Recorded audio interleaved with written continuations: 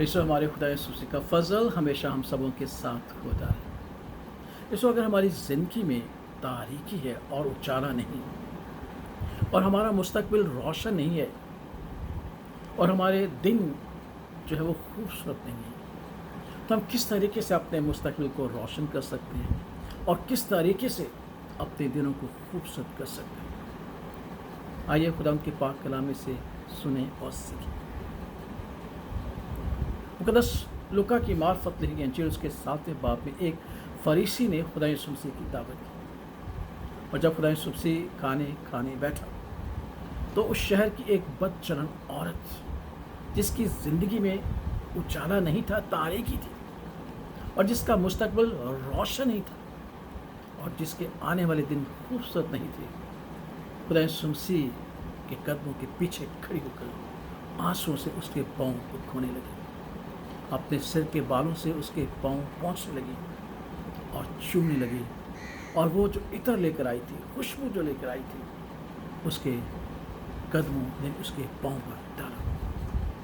तब उस फरीसी, जिसका नाम शमाउन था, उसने कहा कि अगर ये खुदा का नबी होता तो जानता कि कौन सी औरत इसे छू रही है। इसो खुदा यीशु मसीह तो हमारे दिलों के ख्यालों को, इरादों को, बातों को जानता है। खुदा यीशु मसीह फौरन फरीसी का है, शमान, मुझे तुझसे एक सवाल करना है।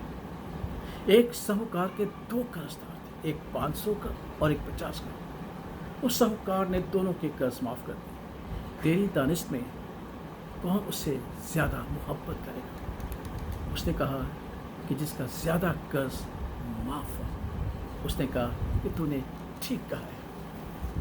और फिर खुदा यीशु मसीह ने उससे कहा कि देख, मैं तेरे घर आया। मुक़द्दस लूका की मार्फत लिखी इंजील उसके 7वें बाब की हम 44वीं आयत से पढ़ना शुरू करेंगे। और उस औरत की तरफ फिर कर उसने शमाउन से कहा, क्या तू इस औरत को देखता है? मैं तेरे घर में आया, तूने मेरे पाँव धोने को पानी न दिया, मगर इसने मेरे पाँव आंसुओं से भिगो दिए और अपने बालों से पोंछे। तूने मुझको बोसा न दिया, मगर इसने जब से मैं आया हूँ मेरे पाँव चूमना न छोड़ा। तूने मेरे सर पर तेल न डाला, मगर इसने मेरे पाँव पर इत्र डाला है। इसलिए मैं तुझसे कहता हूँ कि इसके गुनाह जो बहुत थे मुआफ़ हुए, क्योंकि इसने बहुत मोहब्बत की। मगर जिसके थोड़े गुनाह माफ़ हुए, वो थोड़ी मोहब्बत करते हैं। और उस औरत से कहा, तेरे गुनाह माफ़ हुए। और फिर उससे कहा, तेरे ईमान ने तुझे बचा लिया और सलामत चली जा। देखा किस तरीके से उस औरत की ज़िंदगी जो तारीक थी, जिसमें उजाला नहीं था, जिसका मुस्तकबिल रोशन नहीं था, और जिसके आने वाले दिन खूबसूरत नहीं थे, उसने अपनी मोहब्बत से, अपने खुदा यीशु मसीह से मोहब्बत करने के अंदाज से, रवैये से, अपनी हलीमी और फरोतनी से अपने मुस्तकबिल को रोशन कर लिया और अपने आने वाले दिनों को खूबसूरत। इस बात का हम भी खुदा यीशु मसीह की परस्तिश करते हैं, इबादत करते हैं, उसकी दावत करते हैं, लेकिन शायद हमारा रवैया शमान फरीसी की मानी थी। हम बड़ी नॉर्मल तरीके से, बड़े नॉर्मल तरीके से खुदा यीशु मसीह को अपनी ज़िंदगी में खुशामदीद कहते हैं, अपने घर में उसे बुलाते हैं। बड़े नॉर्मल तरीके से हम उसकी इबादत और परस्तिश करते हैं।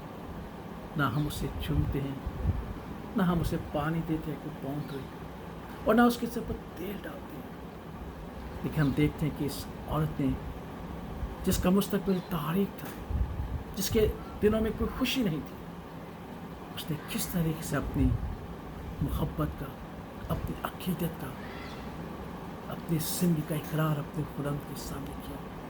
और खुदावंद ने उससे कहा कि सलामत चली जा, तेरे ईमान ने तुझे बचा लिया, तेरे गुनाह के बहुत सारे हैं, तो माफ़ हुई।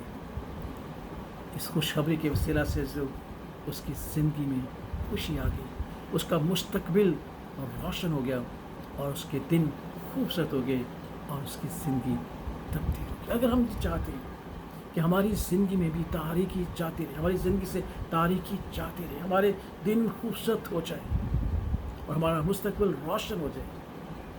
تو اسی طریقے سے، اسی رویے سے اپنے خدا یسوع سے پیار کیجیے گا، کیونکہ اسی نے کہا ہے کہ تو اپنے سارے دل، اپنی ساری جان اور اپنی ساری عقل و طاقت سے اپنے خدا اور اپنے منجی سے محبت کرنا، جس کی بدولت ہمارے گناہ معاف ہو جاتے ہیں اور ہماری زندگی میں شانتی آ جاتی ہے، امن آ جاتا ہے، سکون آ جاتا ہے اور ہمارا مستقبل روشن اور ہمارے دن خوبصورت ہو جاتے ہیں۔ خدا اس کلام کے وسیلہ سے ہمیں بڑی برکت اور سلامتی بخشے۔